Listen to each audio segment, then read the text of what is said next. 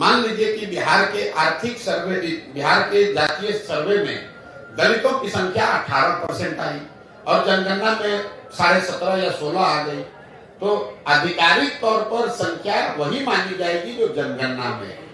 दूसरी बात, जनगणना लोगों ने क्यों कराया, इसका क्या फायदा नफा नुकसान है? जनगणना होने में कोई दिक्कत नहीं है, क्योंकि समाज के अलग अलग जाति समूह वर्गों की बारे में आपको बेहतर जानकारी मिली, लेकिन सिर्फ जानकारी मिल जाने मात्र से उसकी दशा नहीं सुधरेगी। बिहार में प्रति व्यक्ति आय 35,000 रुपया है, देश में 1,35,000 है। ये जानकारी तो आपको पहले से है, तो क्या इससे बिहार के लोगों की आमदनी बढ़ जाएगी?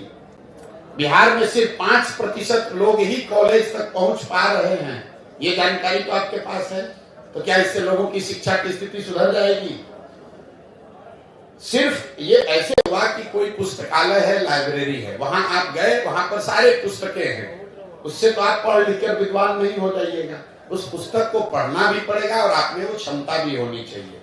जो यहाँ पर जातीय सर्वे कराया गया वो नीतीश कुमार का एक प्रयास था कि इसका राजनीतिकरण करके एक बार समाज को फिर बांटकर इसका राजनीतिक लाभ उठाया जाए।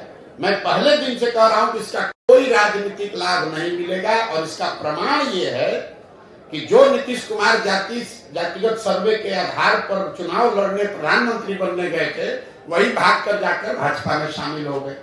तो अगर जातिगत सर्वे का चुनावी फायदा होता तो नीतीश बाबू भागकर भाजपा में क्यों जाते? इसका कोई चुनावी फायदा नहीं है। एक और जो महत्वपूर्ण बात है जातिगत सर्वे, सबसे महत्वपूर्ण बात, जातिगत सर्वे जो बिहार में आया वो आपको क्या दिखाता है?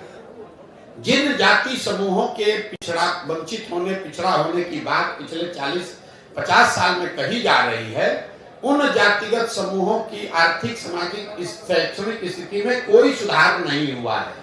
ये नीतीश लालू जी ने जमीन पर पड़े हुए कीचड़ को अपने मुंह में लगा लिया। अब सवाल ये होना चाहिए कि भाई 30-32 साल से जिन जाति समूहों के नाम पर आप राजनीति किए, जिनको बल देने, आवाज देने, शिक्षा, रिजर्वेशन देने के नाम पर आप गद्दी पर बैठे, उनकी स्थिति तो बदली नहीं। तो इतने दिन से तो आप सबको बेवकूफ बना रहे थे, और उनकी हकमारी की किसने? पूरे बिहार में 32 साल से राज कौन कर रहा है? लालू कर रहे हैं, नीतीश कर रहे हैं। तो किसने इसको रोका है कि मुसलमानों को, पासमंदा समाज के लोगों को आप गृह मंत्री बना दीजिए? किसने नीतीश कुमार को रोका है कि किसी महादलित को आप यहाँ पर फाइनेंस मिनिस्टर बना दीजिए, सड़क का मंत्री बना दीजिए, शिक्षा मंत्री बना दीजिए, किसी अति पिछड़ा समाज को आप जल संसाधन मंत्री बना दीजिए? आज तक बनाया?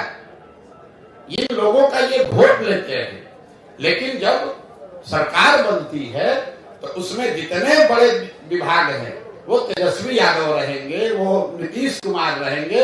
18 साल में नीतीश कुमार ने गृह मंत्रालय नहीं छोड़ा, किसी अति पिछड़ा को गृह मंत्रालय दे दो।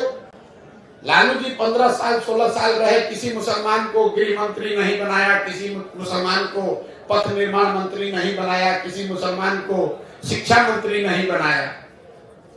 तो ये तो बेवकूफ बनाकर वोट लेने की बात है। जातिगत सर्वे के आधार पर इन लोगों ने ये दिखाया, ऊपर वाले ने इनके हाथ से ही करवा दिया कि देखो तुमने इन समाज के लोगों का एक्सप्लॉयटेशन किया, इनको बेवकूफ बनाया, इनके लिए किया कुछ नहीं।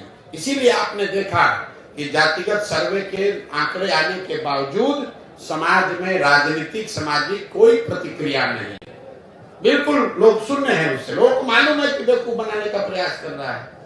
मेरा 2 सवाल है। भाई आप हमको नहीं जानते, एक बार हम जब ठान कर यहाँ चले आए और जो व्यवस्था बना रहे हैं, जब ये दल बनेगा ना महागठबंधन का वोट काटेगा ना भाजपा का वोट काटेगा, ये भरोसा रखिए।